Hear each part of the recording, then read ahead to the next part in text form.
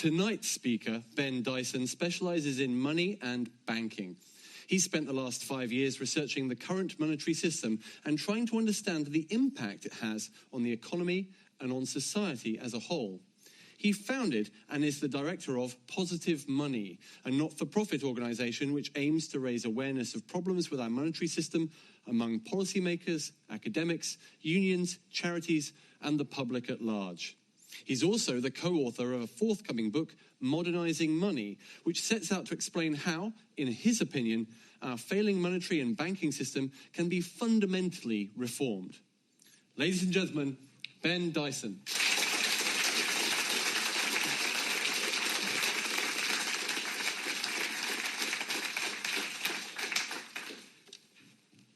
Ten years ago, I made the decision to study economics. Now, psychologists have found that studying economics can make you less charitable, less willing to cooperate, and generally more selfish. But despite all that, I thought that economics would help me understand the world.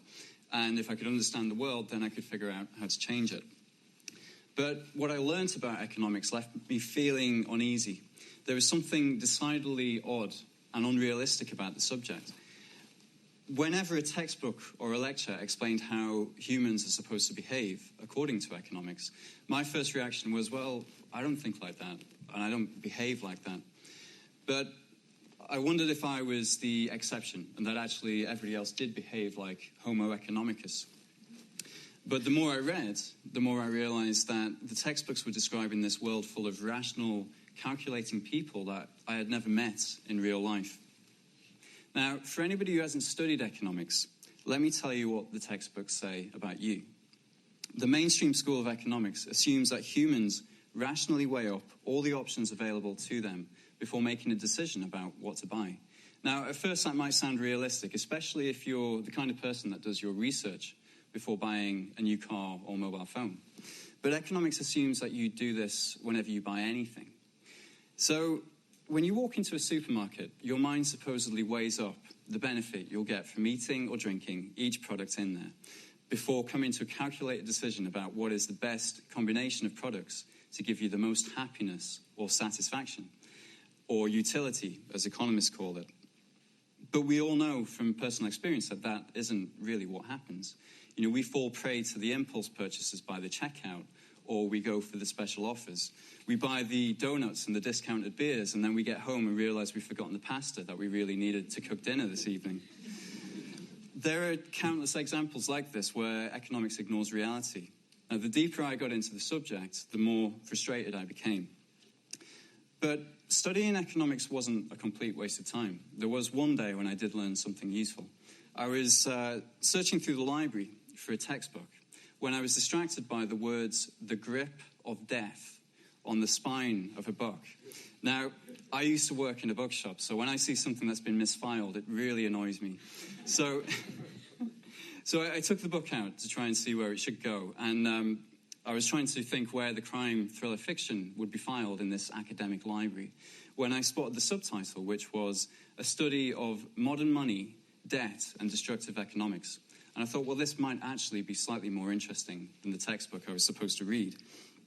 So I sat on the floor on the aisle with annoyed students stepping over me, reading through the first two chapters, and discovered that, amongst other things, the title, Grip of Death, was a literal translation of the French roots of the word mortgage, to be engaged in the contract until death, which is ironic given today's house prices.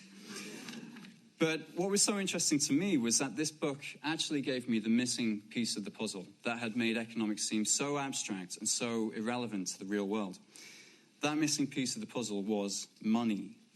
Now, you may find this hard to believe, but money is the one part of the real world that economists ignore more than anything else. And I know how absurd that sounds. I mean, how can economics ignore money? Isn't the entire subject about money? Well, economists concern themselves with how people spend their money, how businesses make their money, and how traders in financial markets make their millions. But there are some very basic questions that are almost completely ignored. One of these key questions is simply, where does money come from? You know, who actually creates it? Now, for most of us, where does money come from is a question that we never think to ask, even though in one way or another, money affects almost every aspect of our lives. If you give the question a few seconds thought, the answer should seem obvious. If you take any £10 or £20 note out of your wallet, you'll see the words, the Bank of England, printed on the side. But the twist in the story is that the Bank of England only creates a small percentage of all the money that exists. In fact, they just create the cash that's in your wallet. And that cash makes up just 3% of all money. So where does the other 97% come from? Now, the surprising fact is that the vast majority of money these days is just numbers in computer systems. Money now is electronic.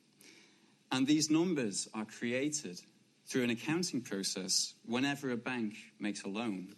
In fact, the number that you see at the bottom of your statement or on the screen of an ATM doesn't represent some pile of money that's in the bank. That number is the money. So when we borrow from a bank, new numbers are entered into our account. We're not borrowing from somebody else's life savings. That's actually new money.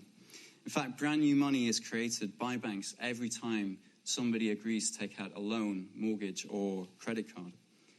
Now, I'm naturally a fairly skeptical person, so the first time I read this, I found it very difficult to believe. I mean, after all, we all know that if you start printing money at home, you can expect a visit from the police at 2 a.m. early one morning. If creating money was so harmful that the police would spend their time trying to stop people doing it, it seemed unlikely that there would be a loophole that would allow new money to be created almost as an accident of accounting every time somebody agreed to take out a loan. But the more I read, the clearer it became that this really was how money is created. Looking through the Financial Times one day, I found an article that explained it in black and white, saying that the essence of the contemporary monetary system is the creation of money out of nothing by private banks' often foolish lending. The author was the paper's own economics commentator, Martin Wolf. But still, the skeptic in me wanted to hear it from the horse's mouth, the horse in this case being the Bank of England, who wrote in 2007 that by far the largest role in creating broad money is played by the banking sector. When banks make loans, they create additional deposits for those that have borrowed the money. Now, for me, the discovery that every new loan by a bank creates brand new money was a revelation. It made sense of one of the things that had been puzzling me for ages. Why were house prices going up so quickly? I'd always assumed that banks were taking money from savers and just lending them to borrowers. But if that was the case, where was all the money coming from to fund these ever larger mortgages that banks were providing at the time? Now, I soon found the answer to this question. In the 10 years running up to 2007, the banks had collectively created over £417 billion of new money in the form of ever larger mortgages, with every new mortgage creating an equivalent amount of new money and new debt. And this is what was behind the huge rise in house prices over the last decade. Now, understanding why house prices were rising so quickly wasn't just an academic question for me. I am one of the millions of people that weren't on the housing ladder before the house price bubble started. And as a result of this huge credit bubble, people in my generation will see our income swallowed up by enormous mortgages and ever higher rents. So by this point, I'd accepted that undergraduate economics was not going to explain how the world worked after all. So in 2007, I finished my second year and then left to join some friends who were starting a business. I spent my free time trying to understand the monetary system by reading papers and reports from the Bank of England. I probably should have got out more. I watched the first 2 years of the financial crisis playing out, and it seemed obvious to me that the crisis had been fueled by the creation of huge sums of money through this process of bank lending. In just 8 years, bank lending had doubled the amount of money in the economy. Something seemed very wrong about the system, and yet the questions in the media and in policy circles were all about the symptoms, the risky lending, the speculation, and the huge increase in personal debt. Nobody seemed to be asking the question that I thought would lead to the root of the problem. Where had all the money itself actually come from? So out of frustration, I started writing about this on my own website in 2009. And then in 2010, I started an organization called Positive Money to get policymakers, academics, and the general public talking about these issues. And we soon discovered that some economists have been talking about this problem with the monetary system even since the Great Depression, with Irving Fisher, Milton Friedman, and James Tobin being just some of the more famous examples. Within just a couple of months of launching, we got a call from the producer of a television documentary who was asking for an explanation of how money was created by the banking system. So we explained how we thought the process worked from our research. But like myself, she wanted to hear it from the horse's mouth. So she called up the Bank of England and asked them, well, do you have a simple document that explains how money is created by the banking system? And the answer was, well, no. Okay, so can you send me the training manual that you provide to your new members of staff? We don't really have one. Right. The problem was that the information was spread throughout hundreds of documents. A paragraph here, a rule change there. We realized it would be difficult for journalists to provide any accurate commentary on the financial crisis when the information was so difficult to find. So we teamed up with the New Economics Foundation to hunt through these documents and find definitive answers to how the monetary system works today. When that painful process was complete, we called the book simply Where Does Money Come From? And the book has already been used as a core text in some universities. But does it really matter that we don't understand money? Isn't this just some boring technical issue that we can leave in the hands of economists and financiers? Well, let me tell you, this really does matter, because the nature of the monetary system that we have and the money we use determines the nature of the society that we live in. If the vast majority of the money that we use is created only when somebody takes out a loan or a mortgage, then sooner or later we'll end up with a society that is deeply dependent on debt. And we've all seen the very clear consequences of this dependency on debt over the last few years. What we may not have realized is that there is actually no other way, as long as we have a system where money is only created when somebody goes into debt. But the good news is that the laws of money are not fixed. Unlike the laws of nature, the laws of money can be changed. If we decide that our monetary system is not working well for us, then we can change it. In fact, we've already done this in the past. In 1844, a law was passed to stop banks printing their own paper money. Yet that law has never been properly updated since 1844 to cover the electronic money that now makes up 97% of all the money we use. And as a consequence of that, while it took all of history for banks to create the first £1 trillion of money in debt, it took just 8 years for them to create the second trillion. And we now find ourselves with a monetary system that evidently isn't working. So we all need to be asking these fundamental questions. Where does money come from? Who creates it? Who decides how much will be created and how that money will get used? Is the system of money that we have today working in the best interests of society? And if not, isn't it time that we start to think about how we can change it? Money isn't ruled by laws of nature. It's a product of human design. And with our system of money being as dysfunctional as it is today, now might be the perfect time to go back to the drawing board and redesign money so it works for us all. Thank you.